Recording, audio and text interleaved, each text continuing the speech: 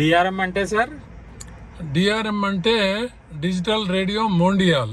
Okay okay. ఇది car owners కి చాలా మందికి దీని గురించి తెలియడం లేదు సార్. అయితే ఇది ఏఎం, అవునండి, ఇది ఎఫ్ఎం.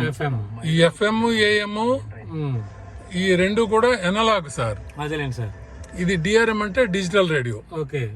ఇప్పుడు ఏఎం ఎఫ్ఎం లో ఒక ఫ్రీక్వెన్సీ ఒక ప్రోగ్రామే వినగలుగుతారు. అవునండి.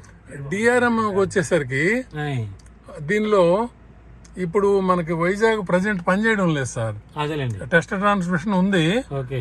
ఉన్నప్పుడు మీకు ఇన్ఫార్మ్ చేస్తాను. ఒక ఫ్రీక్వెన్సీలో 4 సర్వీసులు వస్తాయి. ఎఫ్ఎం కంటే మంచి క్వాలిటీ వస్తుంది.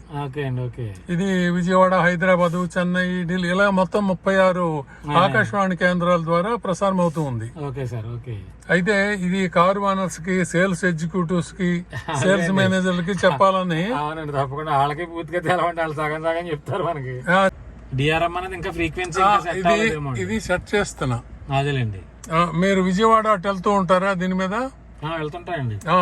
విజయవాడ తక్కువ వెళ్ళినప్పుడు మీకు 8 to 8 ఫ్రీక్వెన్సీ ఇదండి. ఇక్కడ మీరు ప్రెస్ చేయండి, అది టచ్ చేయండి. ఇప్పుడు ఇది విజయవాడ. అలాగే హైదరాబాద్ వెళ్తూ ఉంటారా? 7 to 9 అది ఇలా ఫ్రీక్వెన్సీలు ఉన్నాయి. అయితే దీని మీద కారు ఓనర్స్ కి అవేర్నెస్ క్రియేట్ చేయాలని నేను ఈ ప్రయత్నం చేస్తున్నా సార్.